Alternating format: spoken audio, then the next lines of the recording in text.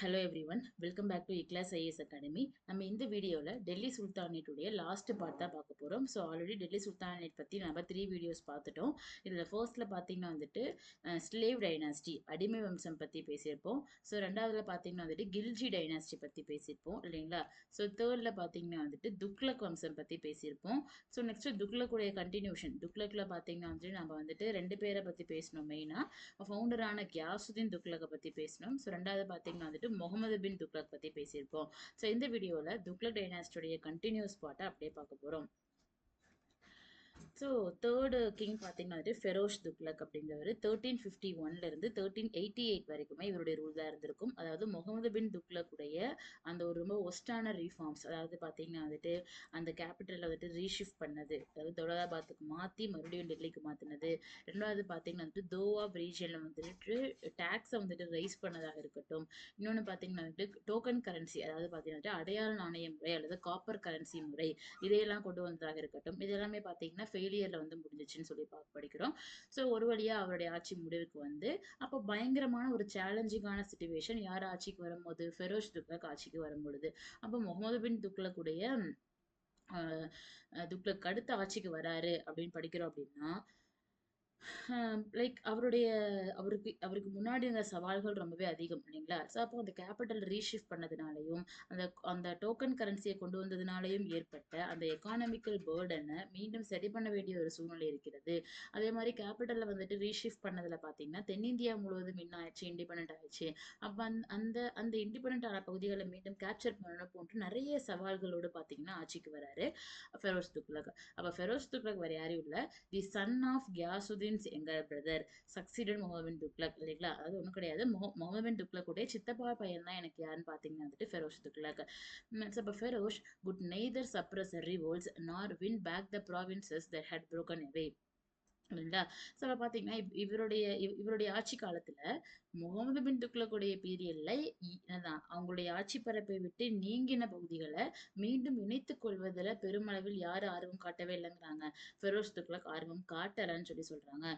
He also showed no interest in reconquering the southern provinces, அதாவது பார்த்தீங்கன்னா வந்துட்டு தென்னிந்தியாவில் விடுதலையான, அதாவது 1334ல இண்டிபெண்ட் ஆன மதுரையாக இருக்கட்டும் இல்லைங்களா. அதே மாதிரி பார்த்தீங்கன்னா 1336ல இண்டிபெண்ட் ஆன விஜயநகர கிங்டமாக இருக்கட்டும், 1347ல இண்டிபெண்ட் ஆன பாமனியாக இருக்கட்டும், இந்த மாதிரி எந்த ஒரு தென்னிந்திய மாகாணங்களையுமே இணைத்துக் கொள்வதற்காக யார் வந்துட்டு எந்த ஒரு ஸ்டெப்ஸுமே எடுக்கல அப்படின்னு பார்த்தீங்கன்னா வந்துட்டு ஃபெரோஸ் துக்ளக். அப்போ Feroz Tughlaq's no policy of wars இல்லைங்களா, அதாவது போர் வேண்டாம் அப்படிங்கிற அவருடைய கான்செப்ட் பார்த்தீங்கன்னா வந்துட்டு Feroz waged no wars of annexations though he was not averse to putting down rebellions challenging his authority.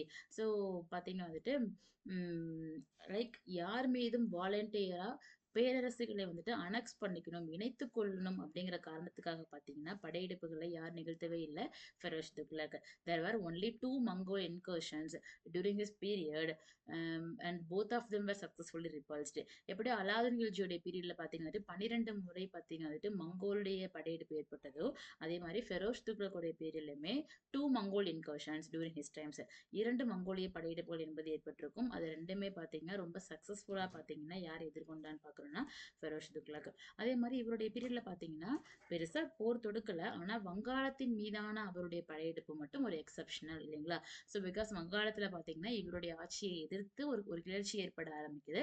அந்த படையெடுப்பு மட்டும் யார் வந்துட்டு எதிர்கொள்றான்னு பார்த்தீங்கன்னா ஃபெரோஸ் துக்ளக். மற்றபடி இவரா வாலண்டியரா அந்த இழந்த பகுதிகளெல்லாம் மீட்கணுங்கிற காரணத்துக்காக பார்த்தீங்கன்னா அவர் எந்த ஒரு படையெடுப்புகளுமே நிகழ்த்தல.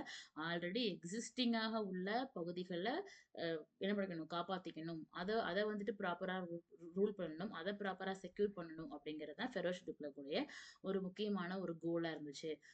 He refused to accept an invitations from a Bahmani prince to intervene in the affairs of Deccan இல்லைங்களா. ஸோ அப்போ படிக்கிறோமா, எனக்கு பார்த்தீங்கன்னா வந்துட்டு 1347ல் பார்த்தீங்கன்னா பாமினி பேரரசு அப்படின்ற ஒரு பேரரசு உருவாயிருப்பாங்க. நம்ம இவங்களை பற்றி தனியாகவே படிக்க போகிறோம்.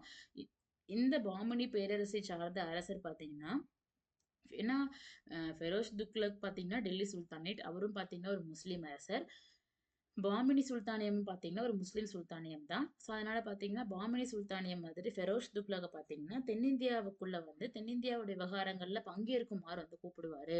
ஆனா, இல்லப்பா நீங்க என்ன ஆயிட்டீங்க? நீங்க இண்டிபெண்டன்ட் ஆயிட்டீங்க. அது உங்களுடைய சாம்ராஜ்யம். நீங்களே ரூல் பண்ணிக்கோங்க அப்படிங்கிற மாரி, தென்னிந்திய அரசுகளின் உள் விவகாரங்களில் யார் வந்துட்டு இன்டர்ஃபியரே ஆகலன்னு பார்த்தீங்கன்னா, Feroz Tughlaq. So, conciliatory policy towards nobles பிரபுக்களுடனான சமரச கொள்கை. அப்ப பார்த்தீங்கன்னா, ஃபர்ஸ்ட்டு இல்துமிஷ் பார்த்தீங்கன்னா, 40 பேரை கொண்ட சகல்கான் அப்படிங்கிற ஒரு அமைப்ப வந்து ஏற்படுத்தினாருன்னு சொல்லி படிக்கிறோம். அந்த 40 பேருமே பார்த்தீங்கன்னா வந்துட்டு, பிரபுக்கள். அதாவது பார்த்தீங்கன்னா வந்துட்டு, உயர்குடி துருக்கியர்கள். அதாவது அந்த குரான் என்னும் நூலை நன்கு கற்ற அந்த ஒரு உலோமாக்கள் அப்படின்னு சொல்லி சொல்லுவாங்க இல்லைங்களா? அடுத்து வந்த பால்பன் பார்த்தீங்கன்னா, இந்த 40 பேரை கொண்ட சகல்கான் என்னும் அமைப்பை பார்த்தீங்கன்னா வந்துட்டு, கலைச்சிட்டாருன்னு சொல்லி படிக்கிறோம் இல்லைங்களா? அதே மாரி ஃபெரோஸ் துக்ளக் அடுத்து என்ன பண்றாருன்னா, அந்த பிரபுக்களுடன் ஒரு சமரச கொள்கையை பார்த்தீங்கன்னா வந்துட்டு ஏற்படுத்திக்கிறாரு. ஸோ அப்போ அந்த பிரபுக்களுடைய ஆதரவு கிடைக்கிற வரைக்கும் யார் ஆட்சியில் இருக்கலாம்? ஃபெரோஸ் துக்ளக் ஆட்சியில் இருக்கலாம் அப்படிங்கிற மாதிரி. He followed a conciliatory policy towards the nobles, restored the property of the owners who had been deprived of it during the reign of Muhammad Tughlaq. Alauddin ஆட்சியில் பறிக்கப்பட்ட சொத்துக்கள் மீண்டும் அவர்களிடமே ஒப்படைக்கப்பட்டன இல்லைங்களா? ஸோ அப்ப பார்த்தீங்கன்னா வந்துட்டு, ம் இதுக்கு முன்னாடி பார்த்தீங்கன்னா, அலாவுதீன் கில்ஜியோடைய பீரியட்ல என்ன பண்ணியிருப்பாங்கன்னா வந்துட்டு, பிரபுக்களிடமிருந்து சொத்துக்கள்லாம் பறிக்கப்பட்டிருக்கும். ஸோ அதெல்லாம் பார்த்தீங்கன்னா வந்துட்டு திருப்பி குடுத்துருவாங்க. அதே மாரி அலாவுதீன் ஆதரிக்காத ஒரு நடைமுறையான அலுவலர்களை பரம்பரையாக பணியமர்த்தும் முறை. அங்க கூட பார்த்தோம் இல்லைங்களா? அலாவுதீன் கில்ஜி என்ன பண்ணாரு? கிராம முன்ஷிஃப் அப்படிங்கிற ஒரு பதவிய வந்துட்டு பரம்பரையான பதவிய வந்துட்டு நீக்கிட்டாருன்னு சொல்லி படிக்கிறோம் இல்லைங்களா?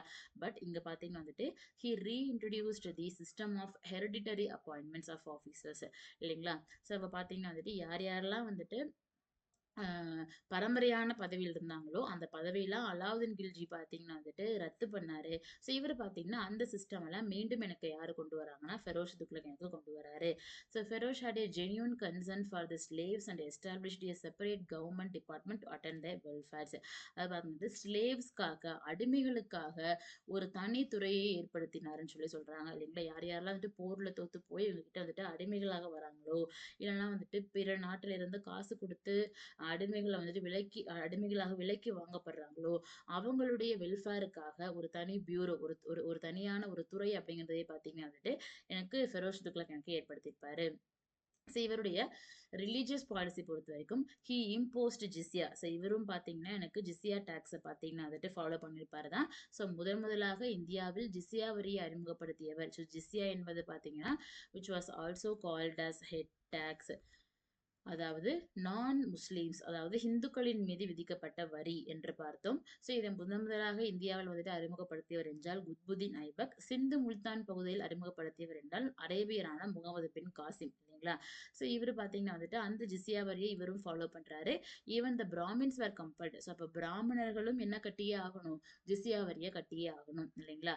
So it Feroz did not prohibit the building of new Hindu temples and shrines. அதாவது இந்துக்கள் இந்த மாதிரியான வரி கட்டினாலுமே, ஸோ அப்ரப்ட்டா பார்த்தீங்கன்னா வந்துட்டு இந்துக்களுக்கு எதிரான ஒரு மனோபாவத்தை யாரு கொண்டிருக்கவில்லை? ஃபெரோஸ் துக்ளக். அப்ப இந்துக்கள் என்ன பண்ணிக்கலாம்? புது கோயில்கள்லாம் கட்டிக்கிறதாக இருக்கட்டும், இல்ல பழைய கோயில்கள வந்துட்டு மீண்டும் புனரமைப்பதாக இருக்கட்டும், அது மாரியான விஷயங்கள் செய்றதுக்கு எந்த ஒரு தடை என்பதும் ஃபெரோஸ் துக்ளக் வந்துட்டு விதிக்கல. His cultural interest led to the translation of many Sanskrit works relations to religion, medicine and musics. So இவரது பண்பாட்டின் மீதான ஆர்வம் பார்த்தீங்கன்னா வந்துட்டு பிற மொழியில் அமைந்த நூல்களான, அதாவது குறிப்பாக சமஸ்கிருத மொழி நூல்களான மருத்துவம் சார்ந்த, இசை சார்ந்த, மதம் சார்ந்த சமஸ்கிருத மொழி நூல்கள்லாம் பார்த்தீங்கன்னா, இவருடைய பீரியட்ல பார்த்தீங்கன்னா என்ன ஆகுதுன்னா, மொழிபெயர்க்கப்படுகிறது. As an accomplished scholar himself, Feroz was a liberal patron of the learned, including non-Islamic scholars. பல்வகை பண்புகள் நிறைந்த அறிஞரான இவர், இஸ்லாமிய அல்லாதோர் உட்பட கற்றறிந்தவர்களை தடையின்றி ஆதரித்தார் இல்லைங்களா? ஸோ அப்ப பார்த்தீங்கன்னா வந்துட்டு, அறிஞர்கள் அப்படிங்கிற பட்சத்துல பார்த்தீங்கன்னா வந்துட்டு, முஸ்லிம்ஸ் மட்டும் இல்லாம எல்லா அறிஞர்களுமே பார்த்தீங்கன்னா, யார் வந்து ஆதரிச்சான்னா, ஃபெரோஸ் துக்ளக் ஆதரிச்சிருப்பாரு. ஸோ ஃபாண்ட் ஆஃப் மியூசிக், இசையில் ஆர்வம் கொண்டிருந்தார். And he is credited with establishing several educational institutions and a number of mosques and palaces and forts. அதாவது பல கல்வி நிறுவனங்கள், மசூதிகள், அரண்மனைகள் போன்றவற்றையெல்லாம் பார்த்தீங்கன்னா, எனக்கு வந்துட்டு இவர் வந்துட்டு உருவாக்கியிருப்பாரு. அதே மாதிரி Feroz அண்டர்டுக் many irrigation projects. So நம்மளுடைய அக்பர் மாதிரி பார்த்தீங்கன்னா நிறைய பாசன திட்டங்களை எல்லாம் மேற்கொண்டவராக எனக்கு யாரை சொல்றாங்கன்னா ஃபெரோஷ் துக்ளக்கை சொல்றாங்க. எ canal he dug from Sutlej river to Hansi and another canal in Jumna indicate his sound policy of public works department. அதாவது பொதுப்பணித்துறைன்னு பார்த்தீங்கன்னா வந்துட்டு ரோடு போடுறது, பாலம் கட்டுறது, இந்த மாதிரியான விஷயங்கள்லாம் நிறைய பண்ணியிருப்பாரு. அதுக்கு எக்ஸாம்பிள்லாம் பார்த்தீங்கன்னா வந்துட்டு சட்லஜ் நதியிலிருந்து ஹன்சி அப்படிங்கிற இடத்துக்கு பார்த்தீங்கன்னா வந்துட்டு சட்லஜ்ல இருந்து ஹன்சிக்கு பார்த்தீங்கன்னா வந்துட்டு ஒரு கால்வாயும், யமுனையில பார்த்தீங்கன்னா வந்துட்டு ஒரு கால்வாயும் வந்துட்டு இவருடைய பொதுப்பணித்துறைகள்ல முக்கியமான ஒரு விஷயமாக வந்து கருதப்படுகிறது. He promoted agriculture by waiving of debt of the agriculturalist. So இவர் பார்த்தீங்கன்னா வந்துட்டு முன்னாடி இந்த கொஸ்டின் கேட்டிருக்காங்க. தக்காவி கடன்களை வழங்கியவர் யார் அப்படின்னா இல்லைங்களா? ஸோ தக்காவி கடன்கள் அப்படிங்கிறது பார்த்தீங்கன்னா வந்துட்டு ஃபார்மர்ஸ் விவசாயிகளுக்காக வழங்கப்பட்ட ஒரு கடன் இல்லைங்களா?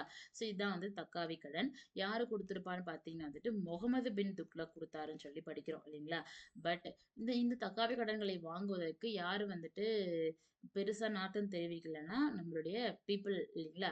ஆனா இவரு பார்த்தீங்கன்னா வந்துட்டு விவசாயிகளுக்கு இருந்த இந்த தக்காவி கடன்களை பார்த்தீங்கன்னா யாரு ரத்து செய்யறா அப்படின்னு பார்த்தீங்கன்னா வந்துட்டு நம்மளுடைய ஃபெரோஷ் துக்ளக். அதாவது தக்காவி கடன்கள் மூலமாக வழங்கப்பட்ட லோன்லாம் பார்த்தீங்கன்னா தள்ளுபடி செஞ்சுருவார். அது வந்து திருப்பி யார் கட்ட வேண்டிய அவசியம் இல்ல. மக்கள் கட்ட வேண்டிய அவசியம் கிடையாது. சரிங்களா? அது அந்த கடனா குடுக்குற விஷயத்த பார்த்தீங்கன்னா ரத்து பண்ணிட்டாரு. ஸோ ஃப்ரீயாவே குடுக்க ஸ்டார்ட் பண்ணிட்டாரு பணத்த. அப்பதான் ஆப்வியஸா எத ப்ரமோட் பண்ண முடியும்? விவசாயத்த ப்ரமோட் பண்ண முடியும் அப்படிங்கிறதுக்காக, he had built a new town such as Firozabad, Jaunpur, Hisar, Ferozepur இல்லைங்களா? ஸோ இதெல்லாம் இவருடைய பெயர்லயே பார்த்தீங்கன்னா ஃபெரோசாபாத், ஃபெரோஸ்பூர், ஜான்பூர், ஹிசார் போன்ற நகரங்கள்லாம் இவர் உருவாக்கியிருப்பாரு. ஸோ அந்த நகரங்கள் முக்கியமானது தான். ஸோ லாஸ்ட் குரூப் 2ல கூட பார்த்தீங்கன்னா வந்துட்டு ஆக்ரா எனும் நகரத்தை உருவாக்கியவர் யார்? அந்த மாரி கேட்டிருந்தாங்க. ஸோ அப்போ படிச்சுக்கணும். அதே மாதிரி இவரு பார்த்தீங்கன்னா வந்துட்டு நேபாள்ல இல்லைங்களா? ஸோ நேபாள் கிட்ட பார்த்தீங்கன்னா வந்துட்டு ஜாவலாமுகி அப்படிங்கிற ஒரு நூலகம் இருக்கும். நேபாள்ல ஜாவலாமுகி அப்படிங்கிற ஒரு நூலகம். ஜாவலாமுகி அப்படிங்கிற ஒரு லைப்ரரி. அந்த லைப்ரரியின் மீது பார்த்தீங்கன்னா யாரு படையெடுத்து போவாருன்னு பார்த்தீங்கன்னா நம்மளுடைய ஃபெரோஷ் துக்ளக். ஸோ அந்த ஜாவலாமுகியில் இருந்த நிறைய சமஸ்கிருத மொழியிலான ஓலைச்சுவடிகள்லாம் பார்த்தீங்கன்னா வந்துட்டு அங்கிருந்து எடுத்துட்டு வந்து அந்த ஓலைச்சுவடிகள்லாம் பார்த்தீங்கன்னா வந்துட்டு துருக்கிய மொழியில் மொழியாக்கம் செய்யப்பட்டதா சொல்றாங்க.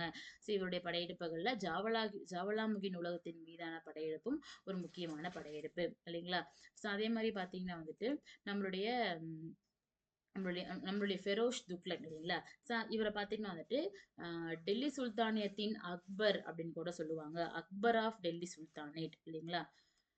அக்பர் ஆஃப் டெல்லி சுல்தானேட் அப்படின்னு சொல்லுவாங்க. நம்ம அக்பர் பார்த்தீங்கன்னா ஒரு முகலாய அரசர், முகலாய சாம்ராஜ்யத்தின் மிக சிறந்த அரசராக அறியப்பட்டவர். அதே மாதிரி இங்க டெல்லி சுல்தானியத்தின் அக்பர் அப்படின்னு யார சொல்றாங்கன்னா ஃபெரோஷ் துக்ளக்கா சொல்றாங்க. ஒய் பிகாஸ் அக்பரும் பார்த்தீங்கன்னா நிறைய பொதுப்பணித்துறைகளுக்காக நிறைய விஷயங்கள் பண்ணியிருப்பாரு. அதே மாதிரி இங்க எனக்கு யாரும் பண்ணியிருப்பா ஃபெரோஷ் துக்ளக்கும் பண்ணியிருப்பாரு அப்படிங்கிறதுனால. ஓகே. ஸோ நெக்ஸ்ட் பார்த்தீங்கன்னா வந்துட்டு ஃபெரோஷ் துக்ளக்கு அடுத்து பார்த்தீங்கன்னா வந்துட்டு நசருதீன் முகமது துக்ளக் அவர் வந்துட்டு ஆட்சிக்கு வருவாரு. ஸோ அவருடைய பீரியட்ல 1398 1398 முக்கியமான ஒரு ஆண்டு. இந்த ஆண்டுல பார்த்தீங்கன்னா தைமூர் படையெடுப்பு இல்லைங்களா? ஸோ தைமூரின் படையெடுப்பு எந்த ஆண்டு? இந்த இயர் ரொம்பவே முக்கியம். அப்போ சாமர்கண்ட்ல இல்லைங்களா? சாமர்கண்டை சேர்ந்த தைமூர் இந்தியாவின் செல்வ வளத்தால் ஈர்க்கப்பட்டு இந்தியாவின் மீது படையெடுத்தார் இல்லைங்களா? ஸோ அப்போ சாமர்கண்ட் அப்படிங்கிற பகுதியை சார்ந்த ஒரு அரசர் தான் பார்த்தீங்கன்னா வந்துட்டு தைமூர் இல்லைங்களா? ஸோ உஸ்பெகிஸ்தான்ல சாமர்கண்ட் அப்படிங்கிற பகுதியை சார்ந்தவர். ஸோ இந்தியாவுடைய செல்வ வளத்தால் ஈர்க்கப்படுறாரு. பட் அதே டைம்ல பார்த்தீங்கன்னா இந்தியாவில் யாரு எனக்கு டெல்லி சுல்தானியத்தின் அரசராக இருக்காருன்னு பார்த்தீங்கன்னா நசருதீன் முகமது துக்ளக். ஸோ இவரு பார்த்தீங்கன்னா அவ்வளவு ஒன்றும் திறமையான ஒரு ஒரு வலிமையான அலாவுதீன் கில்ஜி மாதிரி பார்த்தீங்கன்னா வந்துட்டு பார்பன் மாதிரி ஒரு திறமையான ஆட்சியாளராக இல்லை. அப்போ அந்த வாய்ப்பை பயன்படுத்திக்கிட்டு ஈஸியா டெல்லிக்குள்ள யார் படையெடுத்து வராருன்னு பார்த்தீங்கன்னா தைமூர் வந்து படையெடுத்து வராரு. He crossed the river Indus and reached Delhi இல்லைங்களா? சிந்து நதியை கடந்து டெல்லியை நோக்கி படையெடுத்து வராரு.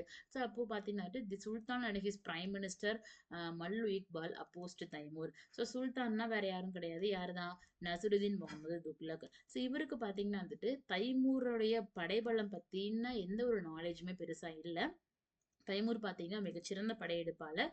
பட் அவருடைய திறமை பத்தி தெரியாமயே பார்த்தீங்கன்னா வந்துட்டு, நசருதீன் முகமது துக்ளக் என்ன ஆயிருவாருன்னா வந்துட்டு, தைமூரை எதிர்ப்பதற்காக போருக்கு தயாராயிருவாரு. ஆனா பார்த்தீங்கன்னா, ஈஸியா தைமூருக்கும் நசருதீன் முகமது துக்ளக்கும் இடையே நடைபெற்ற அந்த ஒரு போர்ல பார்த்தீங்கன்னா, யார் தோத்துருவா? நசருதீன் முகமது துக்ளக் தோத்துருவாரு. ஸோ அப்ப 1398ல பார்த்தீங்கன்னா, டெல்லி முழுவதுமாக என்ன ஆகுதுன்னா சூறையாடப்படுகிறது. சரிங்களா? பயங்கரமாக ரத்த வெள்ளமாக டெல்லி என்பது காட்சியளிக்கிறது. ஸோ அப்போ நசருதீன் முகமது பார்த்தீங்கன்னா வந்துட்டு, தைமூரை எதிர்கொள்ள முடியாம டெல்லியை விட்டு தப்பிச்சு போயிருவாரு. இல்லைங்களா?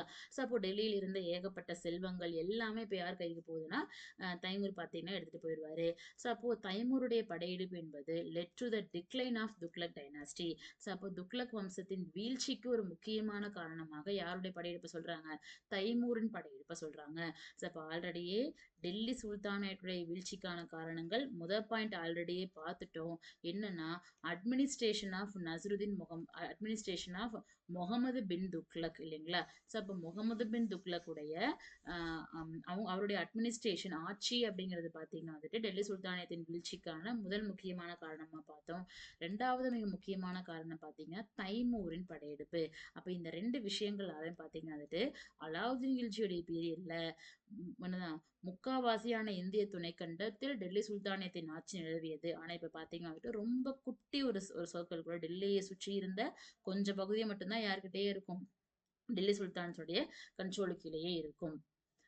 ஸோ அப்போ நஸ்ருதீன் முகமதுக்கு அப்புறமா பார்த்தீங்கன்னா வந்துட்டு தைமூர் படையெடுப்புக்கு அப்புறம் டெல்லி வந்துட்டு ரொம்ப ஒரு மோசமான ஒரு சூழ்நிலைக்கு போக ஆரம்பிக்குது. அப்போ ஆட்டோமேட்டிக்கா என்ன வம்சம்? துக்ளக் வம்சம் முடிவுக்கு வருகிறது. அடுத்து 4வது வம்சமான சையது வம்சம், சையது டைனாஸ்டி 1414ல இருந்து 1451 வரைக்குமான பீரியட்ல. ஸோ அப்போ அது சையதுல ஃபர்ஸ்ட் அரசர் யாருன்னு பார்த்தீங்கன்னா கிசிர் கான் அப்படிங்கிறவர் தான். ஸோ 1414ல இருந்து 1421 வரைக்கும். அப்போ the governor of Multan took advantage of the chaotic conditions in India after Taimur's invasions occupied the throne of Delhi இல்லைங்களா? ஸோ அப்போ தைமூர் வந்து படையெடுத்துட்டு போறாரு. படையெடுத்துட்டு போய் டெல்லி வந்துட்டு ரொம்ப ஒரு கைவிடப்பட்ட நகரமாக காட்சியளிக்கிறது. அப்போ டெல்லியில ஒரு ஒரு திறமையான வலிமையான அரசர்கள் யாருமே கிடையாத பட்சத்துல பாத்தீங்கன்னா வந்துட்டு நம்மளுடைய முல்தான் அப்படிங்கிற பகுதியுடைய கவர்னராக இருந்த இல்லைங்களா? ஸோ பாகிஸ்தான்ல முல்தானுடைய கவர்னராக இருந்த கிசிர் கான் அவரு பார்த்தீங்கன்னா வந்துட்டு அந்த வாய்ப்பை பயன்படுத்திக்கிட்டு டெல்லியை நோக்கி வந்து 1414ல பார்த்தீங்கன்னா டெல்லியை வந்து கேப்சர் பண்ணிக்கிறாரு. ஸோ அதன் அடிப்படையில் பார்த்தீங்கன்னா அடுத்து என்ன வம்சம்? 4வது வம்சமான சையது வம்சம் ஸ்டார்ட் ஆயிருது. ஸோ அப்போ இவரை பத்தி பெருசா சொல்லணும்னா he was a governor of Multan and captured the throne of Delhi after the invasion of Timur இல்லைங்களா? ஸோ முல்தானின் ஆளுநராக இருந்தார். தைமூரின் படையெடுப்புக்கு பிறகு டெல்லியை கைப்பற்றினார் அப்படின்னு சொல்லி யாரை படிக்கிறோம்? கிசர் கானை படிக்கிறோம். ஸோ இவர் பார்த்தீங்கன்னா 1421ல எனக்கு இறந்துருவாரு. அண்ட் இவருக்கு அடுத்து பார்த்தீங்கன்னா இவருடைய மகன் முபாரக் ஷா ஆட்சிக்கு வருவாரு. எனக்கு சையது வம்சம், லோடி வம்சம் ரெண்டுமே எனக்கு பார்த்தீங்கன்னா மிகச்சிறிய வம்சம் தான். சரிங்களா? ஸோ அடுத்து பார்த்தீங்கன்னா முபாரக் ஷா 1421ல இருந்து 1434 வரைக்கும் எனக்கு இவருடைய பீரியட்ல he suppressed the Khokhars and the local chiefs of the Doab regions. So இவரு பார்த்தீங்கன்னா வந்துட்டு அந்த டெல்லியில யாருமே இல்லாம ஒரு வெற்றிடம் காணப்பட்டது இல்லைங்களா? அந்த டைம்ல பார்த்தீங்கன்னா வந்துட்டு நிறைய லோக்கல் சீஃப்ஸ், நிறைய உள்ளூர் அரசர்கள்லாம் உருவாயிருவாங்க. அந்த மாதிரியான உள்ளூர் அரசர்கள் தான் பார்த்தீங்கன்னா வந்துட்டு கோக்ராஸ் அப்படிங்கிறவங்க இல்லைங்களா? ஸோ கோக்ராஸ் அந்த லோக்கல் சீஃப் அதாவது தோவா பகுதி. தோவாப்னாவே என்ன அர்த்தம்? ஏதேனும் 2 நதிகளுக்கு இடைப்பட்ட பகுதி இல்லைங்களா? இங்க ஸ்பெசிஃபிக்கா சொல்லணும்னா கங்கைக்கும் யமுனைக்கும் இடைப்பட்டமான அந்த பகுதியில் இருந்த உள்ளூர் அரசர்களை பார்த்தீங்கன்னா யார் தோற்கடிச்சிருவா? முபாரக் ஷா தோற்கடிச்சிருவாரு இல்லைங்களா? இவர் காலத்தில் இந்துக்கள் டெல்லி அரசவையில் பணியமர்த்தப்பட்டார்கள். For the very first time Hindu nobles were appointed இல்லைங்களா? அப்ப டெல்லியோடைய அரசவையில பாத்தீங்கன்னா வந்துட்டு யாரும் பணியமர்த்தப்படுகிறா? இந்துக்களும் பணியமர்த்தப்படுறாங்க. யாருடைய பீரியட்ல? முபாரக் ஷாவுடைய பீரியட்ல. இதுக்கு முன்னாடிலாம் பார்த்தீங்கன்னா வந்துட்டு அந்த டெல்லி அரியணையில் இருக்கக்கூடிய அந்த ஒரு உயர் அதிகாரிகள்லாம் பெரும்பாலும் யாராக தான் இருப்பாங்க? முஸ்லிம்ஸாக தான் இருப்பாங்க. இவருடைய பீரியட்ல தான் வெரி ஃபர்ஸ்ட் டைமா ஹிந்துஸ் வந்து அப்பாயிண்ட் பண்றாங்க. ஸோ இவருடைய பேர்லயே பார்த்தீங்கன்னா இவரு யமுனை நதிக்கரை ஜமுனா ஆர் யமுனா 2 தான் இல்லைங்களா? முபாரக் பாத் என்னும் நகரத்தை பார்த்தீங்கன்னா வந்துட்டு ஏற்படுத்துறாரு. ஸோ 1434ல பார்த்தீங்கன்னா சையது வம்சத்தை சார்ந்த முபாரக் ஷா எனக்கு இறந்துடுறாரு. ஸோ அதுக்கடுத்து பார்த்தீங்கன்னா முகமது ஷா ஆட்சிக்கு வராரு. 1434ல இருந்து இருந்து 1445 வரைக்கும் முகமது ஷா இல்லைங்களா. ஸோ அந்த முபாரக் ஷாவுடைய நெஃப்யூ தான், மருமகன் தான் எனக்கு யாருன்னா Muhammad Shah. He put down the ruler of Malwa with help of Bahlul Lodi the governor of லாகூர். ஸோ இவரு பாத்தீங்கன்னா, ஸோ இங்க இங்க மால்வா எங்க இருக்குன்னா மத்திய பிரதேஷ்ல இருக்கு சரிங்களா. ஸோ மால்வா எங்க இருக்குன்னா மத்திய பிரதேஷ். ஸோ அப்ப டெல்லியை ஆண்டு கொண்டிருந்த முகமது ஷாவுக்கும் யாருக்கும் பிரச்சனை வருதுன்னா, மால்வாவின் அரசருக்கும் ஒரு பிரச்சனை வருது. அதுல பாத்தீங்கன்னா இந்த முகமது ஷாக்கு யாரு ஹெல்ப் பண்றாங்கன்னா, லாகூருடைய கவர்னராக இருந்த பக்லுல் லோடி அப்படிங்கிற அரசர் பாத்தீங்கன்னா வந்துட்டு ஹெல்ப் பண்றாரு. அப்ப பக்லுல் லோடியுடைய முயற்சியால முகமது ஷா மால்வாவை கேப்சர் பண்ணிடுறாரு இல்லைங்களா. For the help rendered by Bahlul Lodi he was conferred the title Khan-i Khanan இல்லைங்களா. ஸோ இதை தொடர்ந்து இவர் கானை கனான் என்று அழைக்கப்பட்டார் இல்லைங்களா. ஸோ இவரும் பார்த்தீங்கன்னா 1440. ஸோ அதை பார்த்தீங்கன்னா அவருக்கான ஒரு சிறப்பு பெயர், அவருக்கான ஒரு பட்ட பெயர் இல்லைங்களா. மிகவும் சிறப்பு பெற்ற அரசர் அப்படிங்கிற அர்த்தம் கொண்டது தான். ஸோ இவரும் வந்து கொஞ்சம் ஆண்டிலே இறந்துடுறாரு. ஸோ அடுத்து பார்த்தீங்கன்னா அலாவுதீன் ஷா ஆட்சிக்கு வராரு. 1445 இருந்து 1451 வரைக்கும் முகமது ஷாவை தொடர்ந்து ஆட்சிக்கு வந்தவர் இல்லைங்களா. He was a very feeble ruler, ரொம்ப ஒரு வலிமையற்ற அரசராக காணப்படுகிறார். அப்போ இவருடைய நிலைமையை தெரிஞ்சு பார்த்தீங்கன்னா, முன்னாடி ஹெல்ப் பண்ணாரு இல்லையா யாரு, முகமது ஷாக்கு ஹெல்ப் பண்ணாரு இல்லையா பக்லுல் லோடி, அந்த பக்லுல் லோடியை பாத்தீங்கன்னா என்ன பண்றாரு வந்து அலாவுதீன் ஷாவை கொன்னுட்டு அடுத்து பாத்தீங்கன்னா டெல்லி யார் கேப்சர் பண்ணிக்கிறா, பக்லுல் லோடி கேப்சர் பண்ணிக்கிறாரு. இதை தொடர்ந்து எனக்கு என்ன வம்சம், சையது வம்சம் முடிவுக்கு வருகிறது. அப்போ சையது ரொம்பவே குட்டி வம்சம் தான். சையது வம்சத்துடைய ஃபவுண்டர் யாருன்னு கேக்குறாங்க அப்படின்னு பாத்தீங்கன்னா வந்துட்டு கிசிர் கான் அவரை சொல்ல போறோம். அதே மாதிரி லாஸ்ட் அரசர் யாருன்னு கேக்குறாங்கன்னா அலாவுதீன் ஷாவை சொல்ல போறோம். ரெண்டாவது பாத்தீங்கன்னா வந்துட்டு மால்வாவை கைப்பற்றியவர் யாரு அப்படின்னு பாத்தீங்கன்னா வந்துட்டு பக்லுல் லோடியுடைய முயற்சியால முகமது ஷா இல்லைங்களா. முபாரக்பாத் என்னும் நகரம் யார் தான், முபாரக் ஷா. அதே மாதிரி பாத்தீங்கன்னா வந்துட்டு இந்த டெல்லி அரியணையில் இந்துக்களை பணியமர்த்தியவர் யார் தான், முபாரக் ஷா தான் சரிங்களா. ஓகே, கடைசி அரசர்னா எனக்கு அலாவுதீன் ஷா. ஸோ நெக்ஸ்ட் பார்த்தீங்கன்னா பக்லுல் லோடி ஆரம்பித்து வைத்த லோடி வம்சம் இல்லைங்களா. ஸோ டெல்லி சுல்தானியத்தின் 5 வம்சங்களில் கடைசி வம்சம். அப்போ நான் சொல்றேன் 5 வம்சங்கள்ல 3 வம்சங்கள் பார்த்தீங்கன்னா வந்துட்டு துருக்கிய வம்சம், 2 வம்சங்கள் பார்த்தீங்கன்னா வந்துட்டு ஆப்கானிய வம்சம் சொல்லி படிக்கிறோம் இல்லைங்களா. ஸோ ஆல்ரெடி பார்த்தது தான் அடிமை வம்சம் யாருன்னா துருக்கியர்கள், கில்ஜி வம்சம் யாருன்னு பார்த்தீங்கன்னா துருக்கியர்கள் எல்லாம் அவங்க யாரு, ஆப்கானியர்கள் அப்படின்னு சொல்லி படிச்சோம். நெக்ஸ்ட் பார்த்தீங்கன்னா துக்ளக் வம்சம், துக்ளக் வம்சமும் யார் தான், துருக்கியர்கள் தான். அடுத்து பாத்தீங்கன்னா சையது வம்சம், சையது வம்சமும் யாருன்னு பாத்தீங்கன்னா துருக்கியர்கள் தான். அடுத்து லோடிக்கள் தான் எனக்கு யாருன்னா ஆப்கானியர்கள் இல்லைங்களா. அப்ப இந்த 5 வம்சங்கள்ல எனக்கு கில்ஜி வம்சம், இரண்டாவது வம்சமான கில்ஜி வம்சம், கடைசி வம்சமான லோடி வம்சம், இந்த 2 தவிர மீதி 3 பேருமே எனக்கு யாருதான், துருக்கியர்கள். கில்ஜிக்களும் லோடிக்களும் எனக்கு பாத்தீங்கன்னா வந்துட்டு ஆப்கானியர்கள் சரிங்களா. அப்ப இந்த லோடிஸ் ஆப்வியஸ்லி எனக்கு யாருதான், ஆப்கான்ஸ் தான். இதோடைய ஃபவுண்டர் யாரதான் சொல்லுவோம், ஆப்வியஸா பக்லுல் லோடி இல்லைங்களா. இதுவே டெல்லி சுல்தானியத்தின் கடைசி வம்சமாகும். It was the last ruling dynasty of Delhi sultanate. So அடுத்து பார்த்தீங்கன்னா சிக்கந்தர் ஷாகி 1489 இருந்து 1517 வரைக்கும். he extended his empire from Punjab to Bihar. அப்போ சிக்கந்தர் ஷாகின்னு சொல்லுவாங்க, சிக்கந்தர் லோடின்னு சொல்லுவாங்க. சிக்கந்தர் லோடியோடைய பீரியட்ல பாத்தீங்கன்னா எனக்கு சாம்ராஜ்யம் கொஞ்சம் எக்ஸ்டெண்ட் ஆக ஆரம்பிக்குது. இந்த பக்கம் பாத்தீங்கன்னா பஞ்சாப்ல இருந்து இந்த பக்கம் பீகார் வரைக்கும் எனக்கு என்ன ஆயிருதுன்னா எனக்கு சாம்ராஜ்யம் எக்ஸ்டெண்ட் ஆயிருது. அப்ப லோடி வம்சத்தின் மிகச்சிறந்த அரசராக கூட நான் யாரை சொல்லலாம், தாராளமா சிக்கந்தர் லோடியை சொல்லலாம். He built the which was one of the group 2 questions of 2022. 2022ல குரூப் 2ல கேட்கப்பட்ட கொஷின். ஆக்ரா என்னும் நகரத்தை உருவாக்கியவர் யார் அப்படின்னா எனக்கு சிக்கந்தர் லோடி தான். டெல்லிக்கு பக்கத்திலேயே பாத்தீங்கன்னா ஆக்ரா உருவாக்கி அது என்னவா மாத்திருப்பாருன்னா important administrative and cultural centre, முக்கியமான நிர்வாக மற்றும் கலாச்சார ரீதியாக முக்கியமான நகரமாக எனக்கு என்ன செயல்பட்டிருக்கும்னா எனக்கு ஆக்ரா செயல்பட்டிருக்கும்.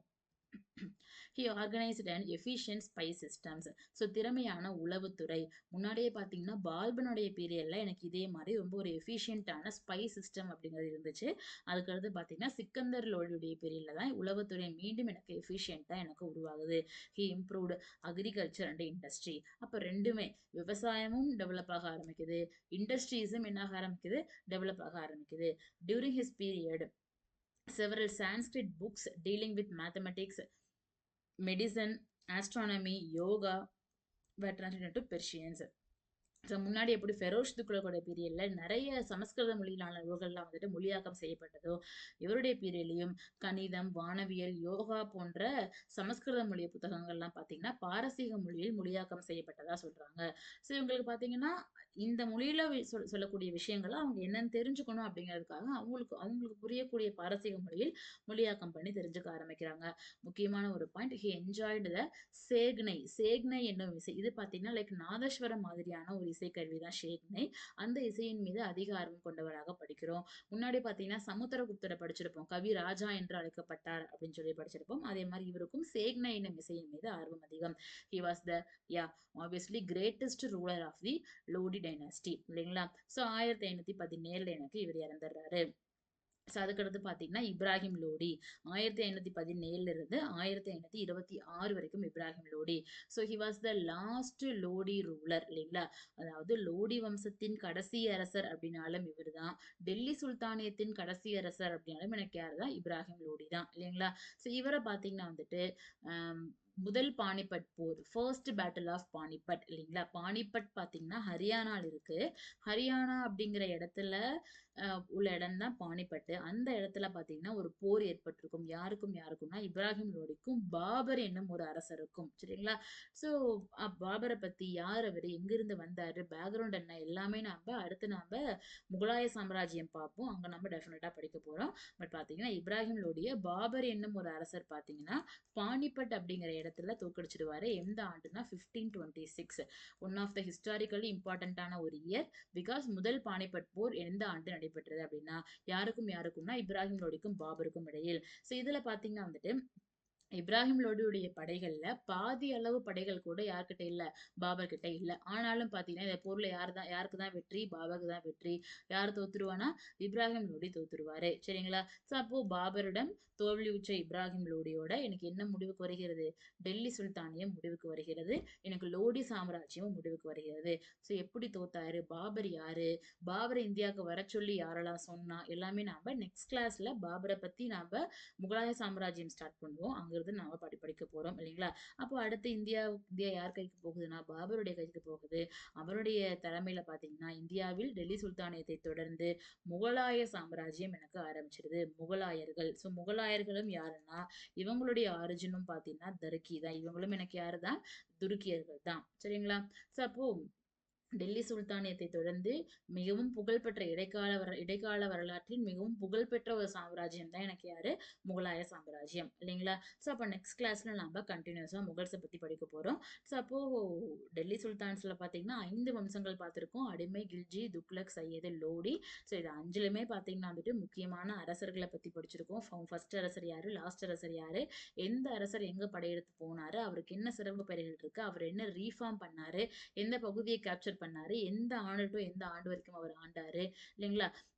ஒரு முக்கியமான கொஸ்டின் தான் இதுல. தைமூர் படையெடுப்பு நிகழ்ந்த ஆண்டு முக்கியமானது. 1398ல யாருடைய பீரியட்ல வந்திருப்பாரு?